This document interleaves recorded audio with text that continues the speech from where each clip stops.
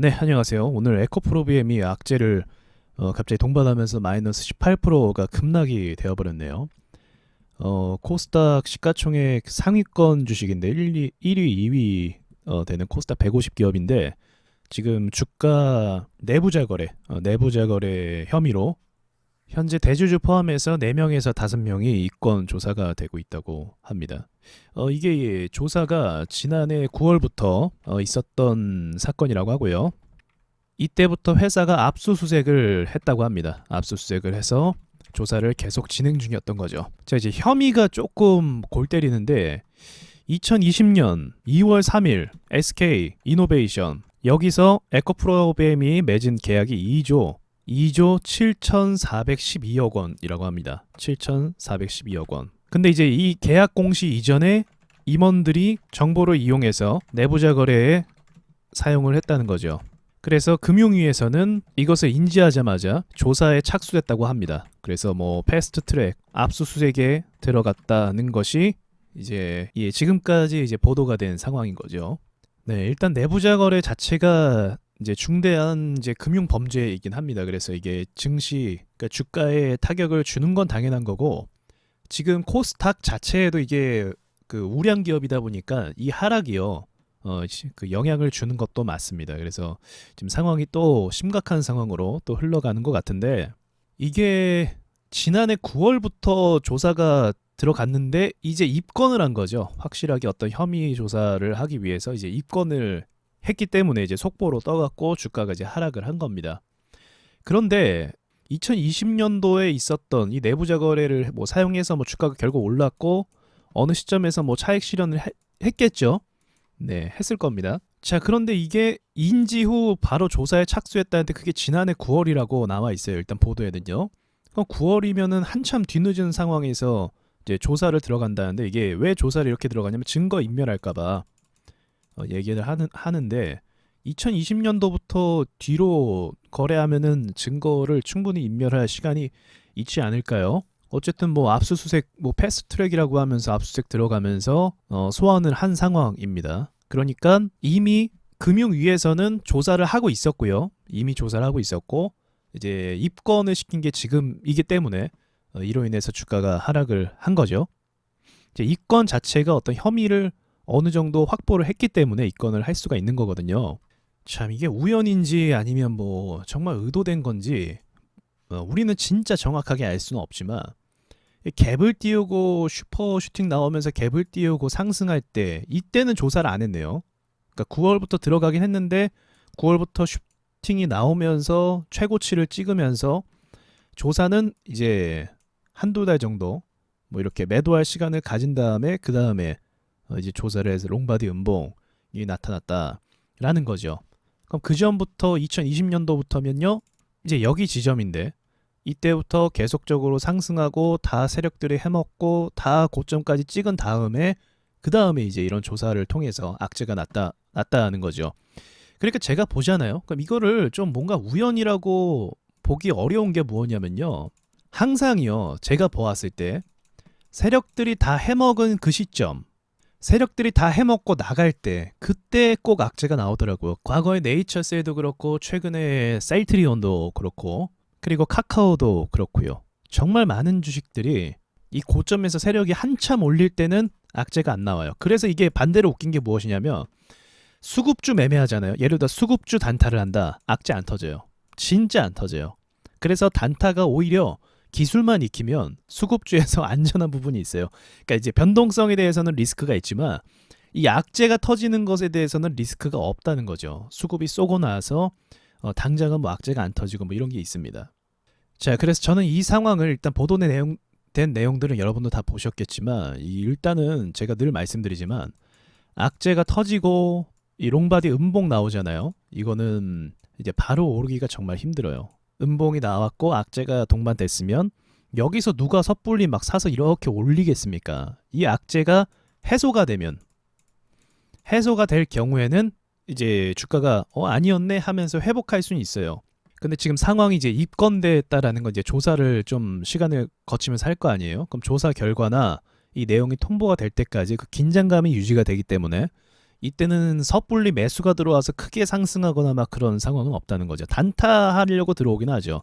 그래서 수급 들어오는 걸요. 이렇게 떨어지면요, 여러분 항상 거래가 붙잖아요. 이거 다 단타하려고 하는 거예요. 이렇게 낙폭과대주 잡으려고 떨어질 때 매수해서 이거 수익 보려고 이 수익 보려고 여기서 매수를 하는 겁니다. 그러니까 이런 게 뭐 누가 주워 담고 있다, 세력이 뭐 사고 있다라고 생각하시면 좀 곤란해요. 물론 이제 세력이 살 수도 있지만 대부분은 이렇게 떨어질 때 단타하려고 돈들이 많이 붙습니다. 자, 아무튼 최근에 셀트리온이나 대형 기업들의 어떤 악재와 하락 이런 것들의 연장선으로 또 이 에코프로비엠까지 떨어졌다는 건 이건 전기차의 상징이거든요, 사실은요. 전기차 업종의 상징이라서 이게 이렇게 박살이 나버리게 되면요, 여러 전기차 섹터 자체가 올라가기가 힘들어요. 왜냐하면 섹터에 돈들이 빠지니까 다른 섹터도 이렇게 빠질 가능성이 있어요. 매출이 물론 나와도 그거랑 똑같아요. 저기 카카오를 막 까니까 떨어지잖아요. 게임주들과 IT 기업들이 그 효과라고 보시면 됩니다. 섹터 자체가 떨어지니까 그 섹터에 투자를 하진 않는 거예요. 외인이나 기관들이 이제 섹터에 투자를 하거든요. 어떤 업종에 투자를 합니다. 근데 이제 그게 힘이 빠지는 거죠. 그래서 저는 뭘 느꼈냐면 이 기사를 보면서 에코프로비엠 자체에도 물론 문제가 있으면 조사를 당연히 해야죠. 근데 좀 이런 생각이 솔직히 들었어요. 내부자 거래 안 하는 회사가 어딨냐? 이거 안 하는 회사 있습니까? 제가 그 주식으로 돈 벌려면 어떻게 해야 된다고 했죠? 예, 첫 번째가 대주주 아들. 제가 어떤 걸 목격했냐면요. 대주주 아들이 우리 회사 오를 거라 얘기하니까 진짜 오른 거 봤어요. 이 친구가 실수한 거죠. 뭣도 모르고 막 떠들고 다녔는데 이 친구 따라서 주식 산 사람들이 있었거든요. 주식이 2배 이렇게 갔어요. 그리고 나서 얘가 이제 아차 싶었자 내가 잘못했구나 하면서 그런 어떤 사례가 있고, 또 두 번째로는 국회의원 친구, 예, 정부 정책이 어느 방향으로 갈지에 대해서 알고 있으면 또 돈 벌 수 있다. 이 두 가지가 확실한 정보를 가질 수 있다는 거죠. 사실은요. 이 외의 사람들이 이야기하는 찌라시는 다 거의 거짓말입니다. 그 정도로 내부 거래가 이게 뒤에서 뭐 찌라시 흘리고 이런 것들은 사실 굉장히 많죠. 근데 이제 물론 임원이 그걸 했다는 것 자체는 문제가 되는 건 맞지만 이게 뭐 안 하는 회사가 있나 오히려 묻고 싶을 정도로 그렇게 따지면 다 조사해야 되는 거 아닌가 뭐 그런 생각이 들기도 합니다. 왜 이 회사를 조사를 했을까요? 얘가 대표성이 있으니까요. 그리고 지금 ESG라는 그런 정부 정책을 실행하고 있잖아요. 이제 기업에 대해서 대주주의 일방적인 그런 권한에 대해서 좀 약화시키는 그런 정책이 또 진행이 되고 있습니다. 그렇기 때문에 시기적으로 봐도 지금 에코프로비엠과 셀트리온과 이런 것들을 시기적으로 봐도 타이밍상 뭔가 의도적이다라는 사실을 이제 감출 수가 없죠. 사실 우리 다 그렇게 생각하잖아요. 이게 타이밍도 그렇고 시장이 힘든데 이 대표 기업을 이렇게 소환해서 하는 것도 그렇고 타이밍상 다 그렇고, 또 이제 3월에 뭐가 있습니까? 이제 상장 폐지 시즌이 또 오잖아요. 또 몇 개의 또 소형주들을 깔 거예요. 지금 대형주도 깠는데 소형주도 안 깔 리가 없어요. 대형주를 이렇게 아작내면요, 중소형주는 말할 것도 없죠. 그래서 누가 타겟이 되고 누가 시범 케이스가 될 건가 뭐 그런 것도 좀 눈여겨볼 필요가 있을 것 같습니다. 그래서 저는 이제 오늘 이걸 보고 어떤 생각이 들었냐면 정말 확실하게 투자자들을 내쫓으려고 하는구나, 내쫓으려고 하는구나, 그 생각을 좀 가졌어요. 그래서 우리가 지금 상황이 정말 이런 게 도와주지 않으면은 증시는 오르지 못해요. 여러분, 정부에서 뭔가 적극적으로 홍보해주고 또 기업의 대주주가 회사에 대해서 적극적으로 홍보해주고 기사를 날리고 이런 것들이 주가 방어에 도움이 됩니다. 우리가 무엇을 개발하고 있다, 어떻게 할 거다, 어떤 일이 있을 것이다, 이런 식으로 해야 주가가 방어가 돼요. 그리고 나라에서도 기업의 주식들이 잘 무너지지 않도록 제재나 뭐 그런 것들을 좀 완화시켜주거나 이렇게 풀어주는 그런 것들도 필요하다는 거죠. 근데 지금은 셀트리온도 그렇고 정말 그동안 일하지 않는 걸 지금 다 몰아서 하고 있어요. 근데 진짜 웃긴 건 주가 오를 때는 안 해요. 그리고 세력 다 나가고 다 넘겼을 때 그때 해요, 일을. 이게 골 때리는 거죠. 오스테인 임플란트도 한번 보세요. 주가 다 오르고 나서 한번 털고 다 정고점 갔을 때 이 사건 터졌잖아요. 이제 거래 풀리면 거래가 엄청나게 유발될 겁니다.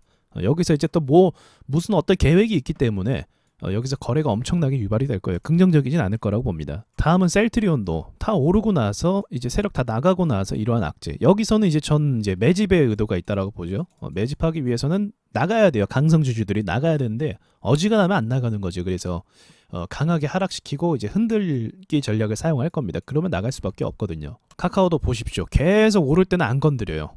안 건드립니다. 오히려 공매도 폐지하고 주가가 더 오르게 냅둬줘요. 그리고 세력 형님들 나갈 때 되니까 그제서야 이제 악재가 또 나오는 거죠. 여기서 나왔었죠. 네, 아무튼 종합해 보자면 지금 개인들을 여러 투자자들을 좀 나가게끔 많이 유도하는 것 같아 보여요. 제가 봤을 때는. 그래서 이것을 여러분이 이제 막연하게 견디긴 좀 어렵고 이게 작정을 한 것 같거든요. 작정을 했으면은 아마 나갈 때까지 일정 물량들이 정말 나가고 시장이 좀 세력들이 들어오기 좋게 그렇게 될 때까지 제가 봤을 때 청소 작업을 좀 하는 것 같아요. 그러니까 이게 제가 생각하는 세력이 글로벌 세력이잖아요. 네, 글로벌 세력일 경우에는 이게 상황 스토리 전개가 맞아요. 근데 뭐 저기 뭐 명동 사채업자 세력 뭐 이런 건 이런 상황을 전혀 만들 수가 없고요. 그럴 상황도 안 되고 예, 글로벌 세력들이 조 단위로 돈들이 들어오기 때문에 이런 것들을 좀 밑밥을 까는 게 아닌가 그런 생각도 계속 듭니다. 이제 인위적으로 나가라고 하는 게 너무 티 나잖아요. 근데 진짜로 나갈 수밖에 없게 되죠. 그러니까 제가 말씀드린 게 이거예요. 세력들이 쓰는 전략 중에 그 시간 끌기로 가잖아요. 그럼 시간을 그냥 끌지 않아요, 얘네가. 그냥 끌지 않고 중간에 막 악재도 터트리고 시장이라는 건 계속 변화되기 때문에 악재가 안 나올 수가 없어요. 글로벌 악재가 나오고 대외적인 악재가 나오고 회사 자체에서도 악재가 나올 수밖에 없어요.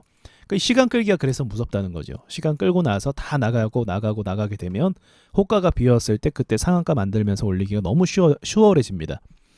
그래서 어제 영상을 올린 겁니다. 어제 영상이 세력들이 잠잠고 있을 때 그때 매수하라는 거예요.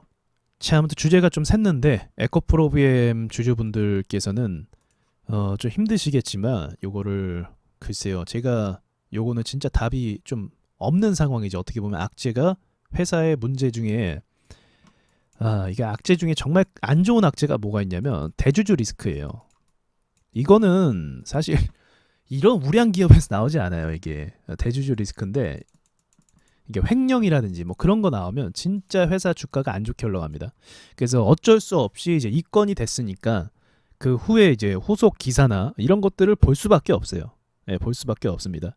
그리고 이제 이런 거 나온 이상은 또 반등이 막 다이나믹하게 나오는 거를 꿈꾸기보다는 일단은 좀 후퇴하는 쪽으로 잡는 게 맞습니다. 저는 뭐 거기까지만 말씀을 좀 드릴 수 있을 것 같아요. 일단 이렇게 추세가 깬 상태에서 다시 여기까지 가려고 하면 멀잖아요. 그러니까 대부분의 주주들이 사실 던질 생각을 하고 있을 겁니다. 던지고 싶지 않아도 시간이 이제 끌리게 될 거거든요. 악재가 터졌기 때문에. 그럼 던지게 되어 있어요. 그래서 누가 먼저 나가냐 싸움이 돼요. 여기서부터는요. 그래서 마냥 들고 있으면 좀 곤란할 상황이 올 수도 있기 때문에 그 부분은 제가 좀 말씀을 드리겠네요. 자, 여러분 수고하셨고요. 여기까지 하겠습니다.